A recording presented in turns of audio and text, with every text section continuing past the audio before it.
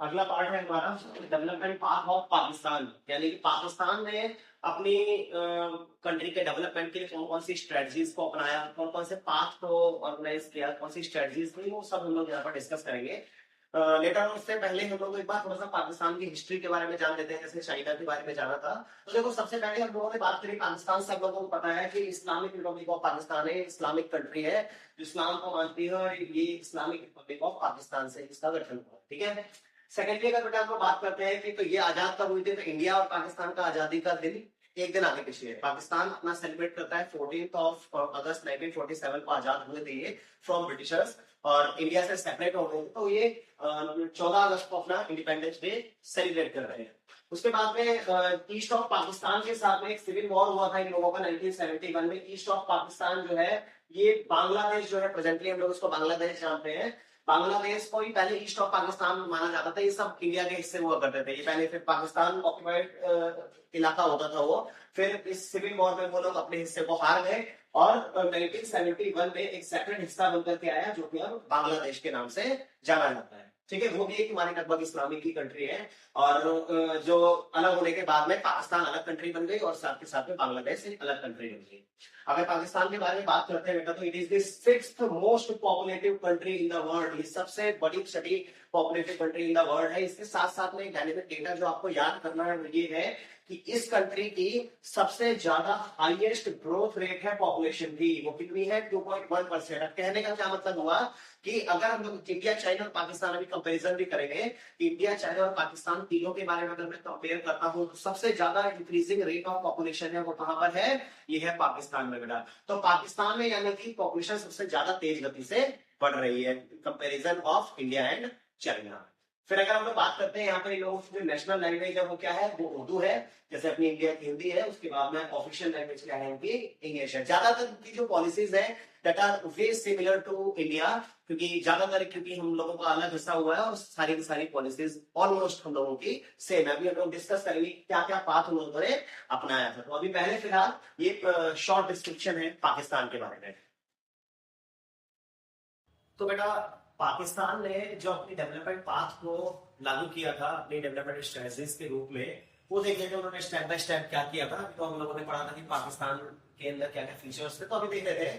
पाकिस्तान जो है ना, वो इंडिया के ज्यादातर मैंने बताया सेम फीचर्स है। इंडिया की ही तरह Pakistan follows mixed economic system, मिश्रित अर्थव्यवस्था ही अपनाता है। ये मिक्स्ड अर्थव्यवस्था आपकी वहां जहां प्राइवेट और गवर्नमेंट दोनों का ही कंट्रोल रहता है। तो अगला बात करता है, कहता है कि ना जो पाकिस्तान है इसने 1950 से लेकर के 1960s के दौरान इन 10 सालों में बहुत सारी पॉलिसीज इन्होंने लागू करी। अब वो कौन कौन सी पॉलिसीज थी, जिसमें सबसे पहली पॉलिसी कौन सी थी बेटा, इंपोर्ट सब्स्टिट्यूशन पॉलिसी। इंडिया ने भी अडॉप्ट की थी import substitution policy. In India it was commonly known as inward looking trade strategy.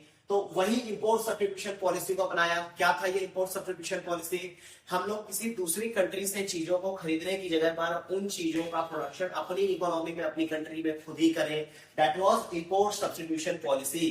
जो इन चीजों को खरीदने के लिए मेरा पैसा विदेशी कंट्री में जा रहा है, उसकी जगह मैं अपनी इकोनॉमी के अंदर अपना प्रोडक्शन खुद करूं, जिससे मेरे इकोनॉमी में कॉम्पिटिशन भी कम हो जाएगा और मेरे देश की इकोनॉमी की ग्रोथ भी बढ़ेगी। तो इंपोर्ट सब्स्टिट्यूशन पॉलिसी को अपनाया गया।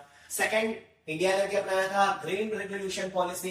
Grain revolution policy food grain items में अपनी सेल्फ सफिशिएंसी क्रिएट करने के लिए अपनाया गया था। सेम पाकिस्तान ने भी इसी काम के लिए अपनाया है ग्रीन रिवोल्यूशन पॉलिसी को। It was the hallmark of change. इसको हम लोग क्या बोलते हैं, इसको हम लोग बोलते हैं परिवर्तन के एक मात्रक के रूप में उभर करके आया था। ये क्वेश्चन भी इन्वोक कर सकते हैं आप लोगों से एग्जामिनर कि what was the step of hallmark of change. तो hallmark of change green revolution हुआ था, जो किसी में क्या क्या था, तो increase food grain production, self sufficiency create करने के लिए किया गया था, जिससे हम लोगों को दूसरी इकोनॉमी के ऊपर डिपेंडेंट ना रहना पड़े फूड ग्रेन आइटम्स के लिए। एटलीस्ट हम तो फूड ग्रेन आइटम्स तो अपने यहाँ पर प्रोड्यूस कर लिए। थर्ड जो का जो फोकस था वो इन्वेस्टमेंट ऑफ पब्लिक सेक्टर का मेन फोकस क्या था, क्योंकि जैसे इंडिया ने भी करा था, इनका मेन इंडस्ट्रियल सेक्टर स्टार्टिंग में किसके पास में था, पब्लिक सेक्टर के पास में। जितनी भी एंटरप्राइजेस थी, बड़ी बड़ी पीएसयूज थी, वो किसकी थी, गवर्नमेंट एंटरप्राइजेस। सेम बिल्कुल डिक्टो। तो अगर इंडिया और पाकिस्तान के दोनों के आते तो लगभग ऑलमोस्ट आपके सेम सेम है, आप लोगों को सेम सेम ही लिखने हैं। वो हम लोगों ने इंडिया के बारे में तो पूरा पढ़ा है, 1956 से लेकर के 1991 की न्यू इकोनॉमिक पॉलिसीज के बारे में 2 चैप्टर्स के अंदर पूरा ब्रीफली पढ़ा है। वो सारी की सारी चीजें आप लोग उठा करके देखो। Focus on investment of public sector, यानी कि सार्वजनिक क्षेत्र के निवेश पर इन लोगों ने ज्यादा ध्यान दिया था। और साथ ही साथ में कैपिटल गुड्स इंडस्ट्री पर नेशनलाइज्ड इन अर्ली 90s, यानी कि 1970 की शुरुआत में जो कैपिटल गुड्स की जो इंडस्ट्रीज थी, यानी कि जो मशीनें बनाने वाली जो इंडस्ट्रीज थी, जो तुम्हारी बड़े बड़े तुम्हारी कैपिटल गुड्स को क्रिएट करती हैं, उस तरीके की जितनी भी इंडस्ट्रीज थी उनका नेशनलाइजेशन कर दिया गया था, यानी कि उनको सरकारी कंपनियों में मर्ज कर दिया गया था, यानी कि उनको सिर्फ और सिर्फ उनका प्रोडक्शन कौन करेगा, government itself will produce these kind of things. उसके बाद में क्या होता है कि जब तक इन लोगों ने ये करा तो वही सेम चीजें जो इंडिया में हुई, करप्शन होने लग गया, इसके बीच में चोरी होने लग गई, लैक ऑफ वर्क होने लग गया वहां पर, क्योंकि लैक ऑफ सुपरविजन होता है, जिसकी वजह से बहुत सारे लॉसेज होने लग गए। और उनको पता चला कि नेशनलाइजेशन से कोई भी फायदा नहीं है, instead we are gathering losses. तो इस चीज को चेंज करके उन लोगों ने लेट 1970s में, या आप लोग बोल सकते हैं in the beginning of 1980s, they denationalized and privatization were introduced। उन्होंने क्या कर दिया बेटा, denationalize कर दिया और privatization were introduced। तो privatization क्या था, जिन गवर्नमेंट एंटरप्राइजेस में the production was only possible by the help of government, now private sector can also produce। तो वहां पर privatization को introduce कर दिया गया था, same as India।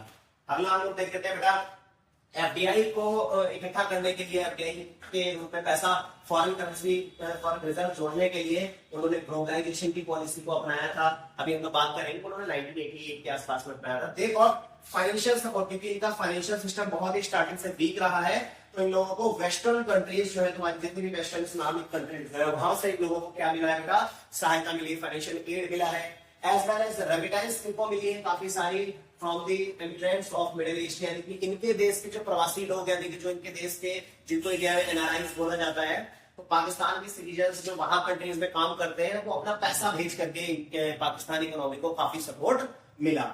Out of this 1988 में Pakistan has adopted the reforms out of burden. India and Pakistan both have adopted the reforms out of burden, as well as China has adopted the reforms in self production need।